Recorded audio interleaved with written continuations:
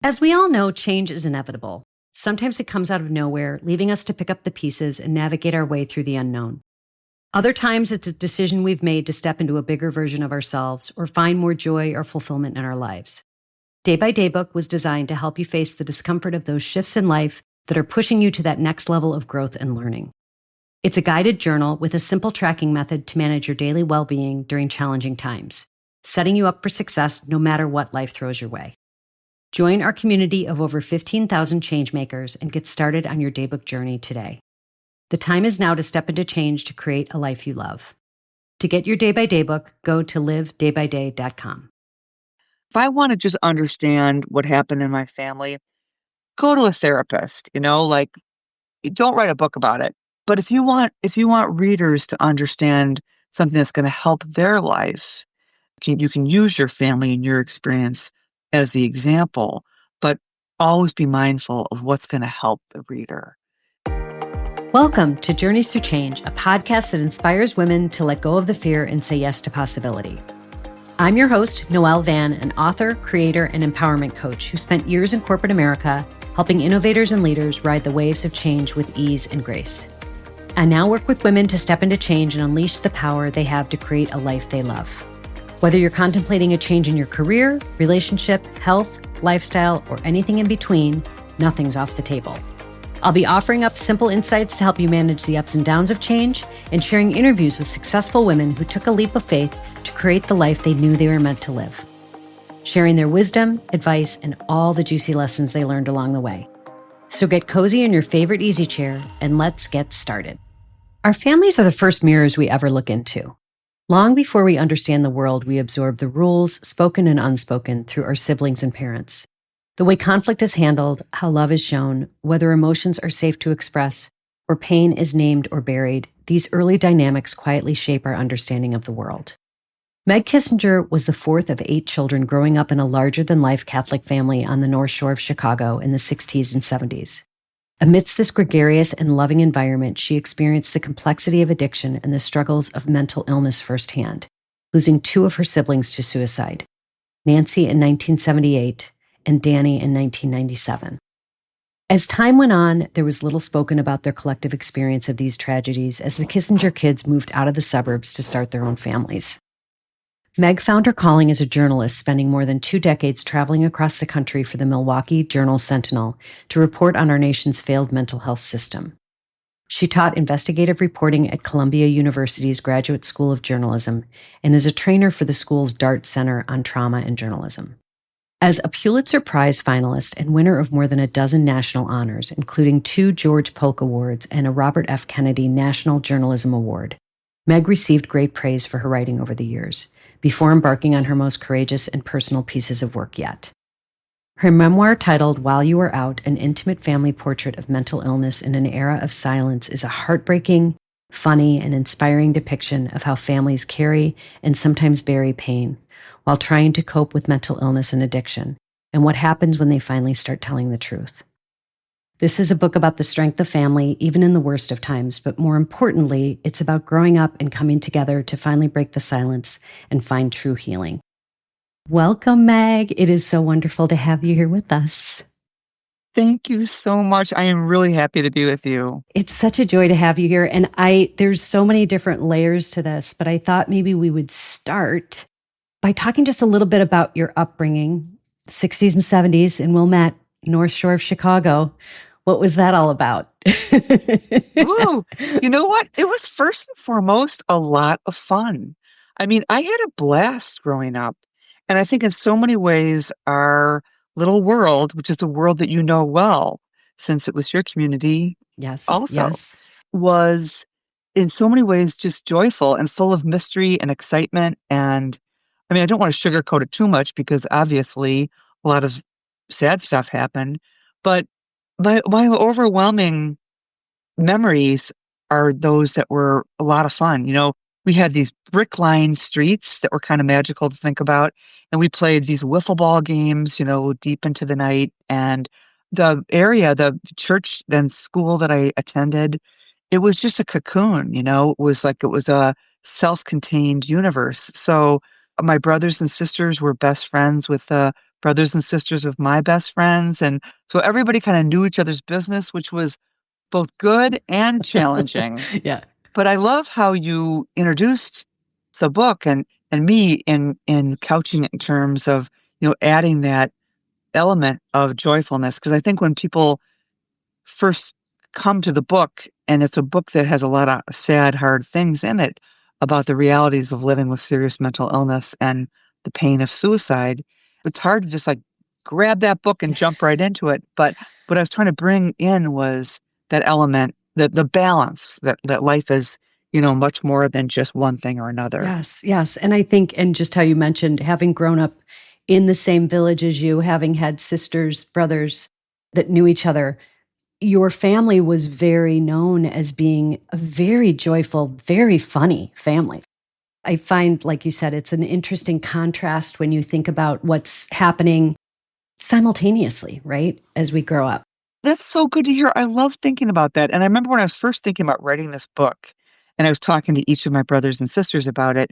And my brother Billy said, he said, I had so much fun in our house. I had so much fun growing up. And I really wanted to bring that out for a bunch of reasons. First of all, I'm proud of it. I'm proud of my family. And it makes me happy to know that we were kind of the fun place to be. And our house, as I mentioned in the book, I never remember locking the door. I know I never had a key to our house. And people would just walk in all the time. It was kind of the go-to spot, meeting spot. But so we were very welcoming, and literally and figuratively. I wanted, again, just people to know that you can have, the pain and saddle of serious mental illness, but there could also be that joy. Yes, yes. So tell us a little bit. I know you went to DePauw for college. So Yeah. you moved to Milwaukee what year?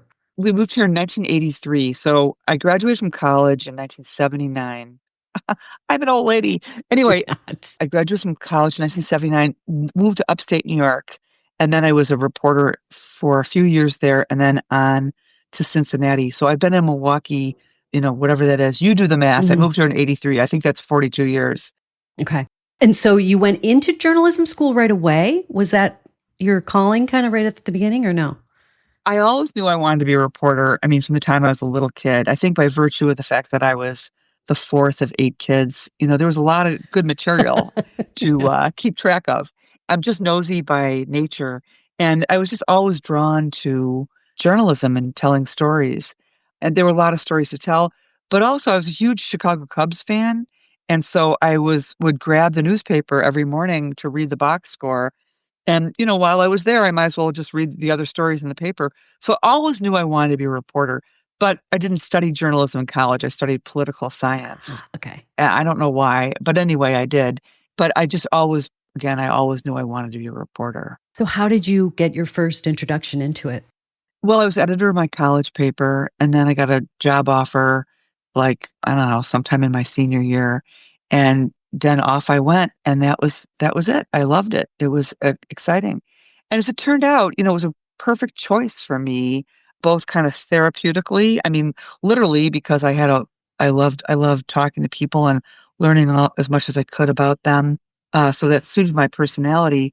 But then, as I would later come to appreciate, I could ask total strangers questions that I was too afraid to ask my own family members. And especially as, the trauma of mental illness began to really take root in my family, and my sister Nancy began her downward spiral. And it was just too painful, to ask her much. But again, I could go up to a stranger and ask them about it. Well, and was mental health kind of the main topic that you were reporting on, or did you end up falling into that just by the nature of projects you took on? Yeah, I was always drawn to that. I think just because of that was central to what was happening in my life. But there wasn't a lot of space in those days for stories about the mental health system. I mean, nobody really paid attention to it or understood it or cared about it very much. But I did. So I always found a way to kind of write about it. In fact, when I was putting this book together, I got in touch with my first editor back from 1979, and asked him to look through the archives for what kind of stories I was writing at the time. And he unearthed this series that I have no memory of writing, but it was all about what teenagers grapple with looking for better mental health. And this would have been a year after my sister Nancy died. And so clearly I was aching and very curious about it, but I was using, the kind of that framework of my reporting to do my own little do it yourself therapy. Well, I mean, and what a gift to have that, like not even realizing it in the moment, but being able to start to explore in that way where it doesn't feel completely that personal, or that you might not be at that place yet to be doing that consciously, right? But just kind of looking for those answers. Right. And I'm glad I had that. You had such a breadth of work, though. You have done so much in your career. And how did it hit you, or did it hit you? Maybe it was something more subtle than that, but how did it come to you that you decided to write a book about the family? Yeah. Well, I had many, many, many running starts at this. Well, I got the kind of big push to do so after my brother Danny died in 1997. So Nancy died, as you mentioned, in 1978. So from then on, that was when I was going to my senior year of college. I always veered towards stories about mental health and how we need to do better. But after Danny died, then I was like, oh my gosh, this is really, it was scary for one thing. It was just like, how many more of us are going to go down that path? And I was really frightened and overwhelmed. And so I thought, well, this needs more than just what my journalism can bring. In other words, I could write stories that are going to pull back the curtain on, the scandal of how we don't really do well by treating people who suffer. But if I'm really going to change, hearts and minds or really get to people, I want to go very deep and I want to tell that story from the most intimate space. Well, I really didn't have the ability to do so or the guts to do so. I still was grieving. And the ability, I mean, at first I thought about writing this as like a fiction. So writing as a novel. But that requires having the skill of coming up with, fudging facts or whatever, being creative and coming up with a storyline. And I tried, but each one of my versions ended up just being such a thinly veiled story of the Kissinger family. I thought, well, for crying out loud, why don't I just tell it in nonfiction form and write about it the way I would write an investigative, series for the newspaper. Mhm. But what that required was then getting all the medical records and the police files and doing all the interviews with my brothers and sisters, with people who knew our family. That was, a heavy, heavy lift. So once I finally agreed to do that, I was headed in the right direction, but it took a lot. It took a long time. It feels overwhelming to even address something like that, but then knowing that you have to involve a lot of other people that maybe experienced it differently or in different ways and are in different places of grieving. So I can imagine that being quite a task. But when did you start? So you started thinking about this, and then did you just sit down and write it? Did you sit down with the family and talk about, I mean, how does one approach Right, that right. Well, topic? I mean, I'm laughing at myself because I just took for flippin' ever. So I really began in earnest, I would say, in 1997. So Danny died. I'm like, holy guacamole! This family has a story to tell, and if we tell it the right way, again, we can help other people, and we can help ourselves. I was really also interested in learning as much as I could because we had never, impossibly, we had never sat down to really digest all this and talk about it. So I really wanted to do that, and all in the service of both understanding it ourselves, but helping other people understand it. So I took a class on how to write a memoir. There were so many good things about that class, but one of the best things that the instructor said, it's a woman by the name of Marion Roach Smith, and she wrote a book called The Art or The Memoir Project. And what she said is your memoir is not about yourself. It's about what your readers can learn about their life. because of something that you went through. So that really helped. So I knew then that if I want to just understand what happened in my family, go to a therapist, like don't write a Yeah. book about it. But if you want readers to understand something that's going to help their life, you can use your family and your experience as the example, but always be mindful of what's going to help the reader. So that's what I did. And then I would say it wasn't until 2000, really like 15, I really got very serious about it. And then long about 2018, I got an agent, and then I submitted my proposal. I got the contract to write the book in 2020, and it came out in 2023. So you can see long, long road.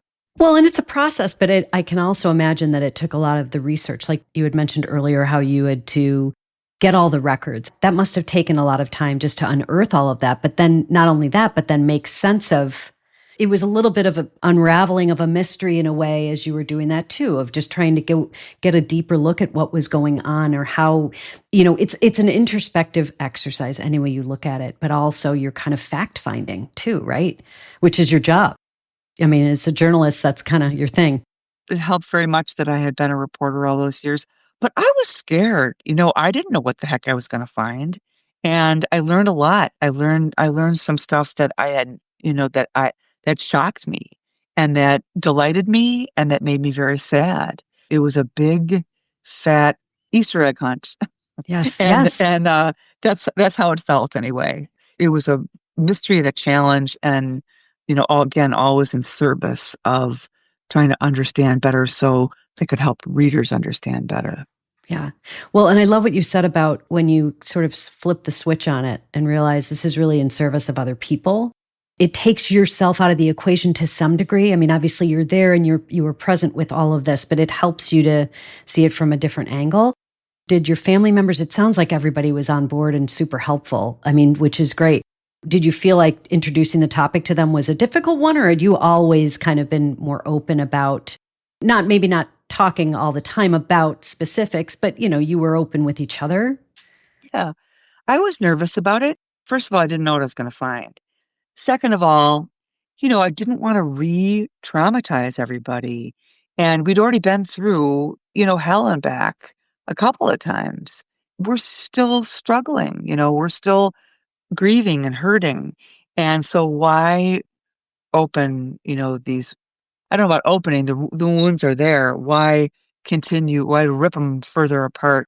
But again, it's like, if we're gonna learn something from this, we need to wrestle with it. So the metaphor that I use at the very beginning of the book is about how my sister Patty and I used to imagine that tigers lived under our beds. And, we talked about, they were swirling underneath our twin beds. And so that was kind of a metaphor, those tigers, for the mental illness that was within our family and how scary that was for us. Thrilling, scary, but I wanted to draw that out about you don't know what you're getting when you're dealing with mental illness. The behavior is so volatile. You don't know from one day to the next, or really 1 hour to the next, what you're up against. So I was nervous about having my brothers and sisters be hurt by what I would write. I knew that they're such good-hearted people, they're so generous, that I knew that they would give me the thumbs up. And it was very important for me to get their approval because I didn't wanna go off on this selfish tangent, or I shouldn't say tangent, this undertaking without their buy-in. That was the deal that I made with them, is I'm gonna tell it through my voice, from my vantage as the middle kid, so it's gonna be what I remember, but I want you to correct me if I'm factually wrong on anything. But if there's anything that's gonna hurt you by me doing this, I don't wanna do it. So they were really great about that. And, great to the extent that they didn't shy away from sharing with me. I'll give you 3 examples. One was my oldest sister, Mary Kay, who talked about her abortion that she had when she was at the end of her freshman year of college. Well, that's a very incendiary topic, and I was very nervous about that. She made the argument that it was very central to her mental health. Like if she would have been made to have had a baby and then either give that baby up or keep the baby and raise it when she was in no condition to do so. So she felt that that was yet another family secret that kind of kept us apart. The second one was my sister Patty, the kid that I shared a room with and was like by rights, we were closest in age. We dressed alike when we were little, we did everything Yeah. together. Well, I never knew until I was finishing the book that when she was a senior in college, she had checked herself into a psych hospital because she was so overwhelmed with the grief of Nancy's, death. Yeah. I never knew that. I mean, here she's telling me this 40 some years later. You could have knocked me over with a feather. And then finally, my brother Billy, who is a superstar and just everybody's like idea of like the perfect guy. And he's adorable and he's funny and he's smart and he's kind. But, he had panic attacks. And, he was very generous about sharing that with me and the readers. Again, with the whole idea of being like, this is what really happens. These are the real consequences of growing up in a family where we didn't have a grip, we didn't have a handle on the mental illness that is deep within. Well, and it's so interesting when you think of the perspective that you have now at this age versus like when you're in the midst of it. Obviously, that's so much to untangle. And I don't think many people come to any answers when they're in the midst of it, right? It's when you get to look back with perspective, but also you're all looking through this lens of let's make a change, like not just within our family, but let's make a change in how everyone communicates about this. So it becomes more of a broader objective, right? So people can actually get behind that. Like you said, it's sharing something super personal. If that's going to help somebody else, it kind of changes your look at it a little bit. And I'm sure time helps you to do that as Oh, well, totally. right? It was really lucky that we're all old, because I mean, really, well, I mean, Mary Kay's 72, the rest are all in our 60s now. So I don't think I could have written this in my 40s or 50s. I think it did take all those years of grappling with it and trying to understand it. Yeah, totally. Yeah. Well, and when you said that too, and you're like, well, it's been a long time. It's like, well, that's when the good stuff happens, right? When you take the time that's needed for it to come out in the way that it needs to. And you were ready at the time that it came out. You were ready to share it, right? Yeah, and I think something that I've come to really think a lot about lately is just the paradox. I think holding two truths. So, when I was younger, I saw things in a more binary fashion. It's if it's one thing or the other. And now I'm beginning to appreciate like, no, that's not how life really is. So my mom and dad, were wonderful, warm, generous people, but they were also very ill. And they also did things that, we look at now and think that was reckless. My mother would like leave us all in a toy department at Marshall Fields and do her Christmas shopping, or we'd be at the beach all frolicking and stepping on each other, and so I tried not to be whiny or bitter, and I'm not. I mean, I have so much love and gratitude for my family, but I think also that kind of comes with age, and it comes with that embracing of paradox.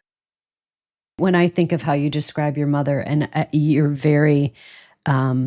so gracious how you describe her because there is so much complexity there having that many kids. I mean, like you think about the kids alone, not just having that big of a family. People do Right. that, but having all of the other underpinnings, all of the other things that were going on at that time, how she was able to coping mechanisms aside, because hey, you're going through a lot. There's a lot happening. You were able to see all sides of her story, really all vantage points of how she dealt with it. And I mean, wow. I think now today when I think of having that many kids, I'm like, I can't wrap my head around that. I just can't. And with all the joy that comes with a big family, there's also a lot there for a mother to. So I just feel like I think you depicted her in such a beautiful way. And she was such a Thank lovely you. woman, just from what I knew of her. She was a very lovely woman. I have a funny story to tell you about that. So, well, first of all, I idolized her. and she died when she was 66. So I'm 67 now. So if she were me, or if I were she, I'd be dead right now. But anyway, but I always just really worshipped her, I would say. I mean, I shouldn't say always. When I was a kid, I would get mad at her, but the older I got, the more I saw, like, I just loved her to pieces. And especially after she died, my dad always said, when somebody dies early, the halo goes on tight. So when I sat down to write this, it felt to me like a love letter to my mom. Well, I started to interview my brothers and sisters, and we started to talk about the day that my sister Nancy died. And, we had never done so. I really wanted to understand that in the most granular way. So I wanted to know where everybody was, at that moment that Nancy walked out the back door and went towards the train tracks. And I always assumed that my mother was down in the basement doing yet another load of laundry. Well, I come to find out that that wasn't the case, that she had left the house and she left my very floridly suicidal sister in the care of my 13-year-old sister, Molly. This was in 2018 that I learned this. So my mother had been dead at that point for decades.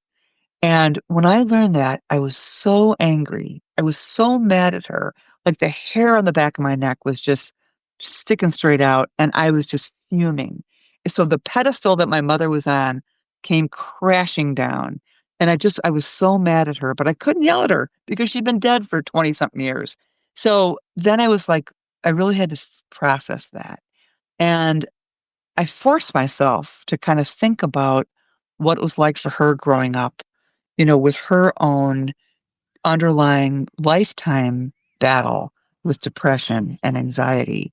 And then she grew up in a house where they didn't discuss anything. Right. She had this younger brother who was born with Down syndrome, and the parents never talked about it. And so I had to really put myself in her skin, and really like think about the world through her eyes. And you know what happened? Hmm. Well, it's like I came away loving her so much more. So it was a much deeper, more mature, more realistic love for my mom Yeah. than that kind of hero worship. It was like she earned my love through the course of me writing the book. Oh, I love that. Well, and it's I mean, she's human, right? And when we Right. realize that our parents are human, there's a time in life that you come to that realization. For some of it's more slowly, and you realize, wow, now we're all adults, right? Now you can see each other through adults' eyes. But that's amazing. I can imagine that this experience. So since the book has come out, I know that you've done a lot of gatherings, events, things locally, right, Right. within Chicago and around that area. But what has struck you as the most, just in terms of how people have received this? And is there anything that strikes you as, something that stands out in your mind in terms of, Oh, I just think people are desperate to talk about yeah, this. They're so, I don't know if it's not necessarily even a baby boomer thing. Like I was a little concerned when I was writing this that would this have any appeal to younger generations? And I have learned, from the emails or the messages I get from readers that younger readers really like it because it helps them understand their parents' generation more. hmm But I would say my big takeaway is that my hunch was right. People, it's so universal. Like we just didn't know how to talk about this. And what this book does is gives people a framework, or as I say, like an on-ramp. It's a way for them to kind of process their own upbringing and their own experiences with family members who were suffering from mental illness and they didn't know how to talk about it. This happened a couple weeks ago. I was at a high school here in Milwaukee, and they had an event for the community. It was a interview I was having with a mental health professional, and a guy came up to me afterwards. He's my age, or maybe even a little older. So a guy maybe in his late 60s, early 70s, and he said, my brother died by suicide 30 years ago, and I could never talk about it.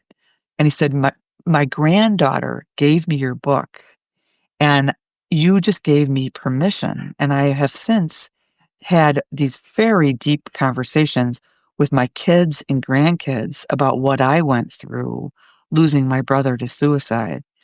And I just thought like, Wow. okay, that's it. Yeah, Like I never totally. have to, nothing else has to happen. I'm mission accomplished. Yeah. Absolutely. I was going to say, pack your bags. You're, Yeah. you're Right. good to, Right. you're good to go. But that is so amazing because I was thinking of that when you said the on-ramp, I was thinking like permission, like people think they need permission to do that. And when they see someone else doing it though, that's what's so powerful Yeah. because he probably is like, wow, there are other people like me that have had that secret that I couldn't really disclose for so many years. Or maybe he didn't feel that ability He to. did. And it was like, what a relief then, Yeah. it's such, and that, how when you hear somebody speak who they're bearing witness and they're, telling what happened to them. And it feels like you just feel this weight off your shoulder. Like if he or she can talk about this, if they can talk about it, then I can too. It just feels so good. It feels like such a relief. Well, a relief, but think about that. That can be life-changing. Hmm. I mean, that is a life-changing thing for someone who hasn't been able to do that and now has been able to open up communication with their family. I mean, that has ripple effects, obviously. Yeah. It's so amazing. There's a guy I met who just got his PhD at Marquette University in religious studies. The ceremony was yesterday. And he carried in with him a picture of a woman who he was in his PhD cohort who died by suicide. And he carried her picture with him as he went up to get his diploma. And he wrote this beautiful thing on Facebook, a tribute to her, and how he was so sad that she, fell into this despair and didn't make it, and that he too had struggled with depression. It was so beautiful. And I just wrote him a little note of cheer, and he wrote back and said, well, Meg, it was reading your book that gave me language and helped me to understand how important it is to share stories about my vulnerability and all of our vulnerability. So again, like, Yes. wow, I'm so Yes. grateful for that. And, I've benefited from it. I've of course benefited from other people telling their stories. And, it's such a privilege to be able to do the same for other people.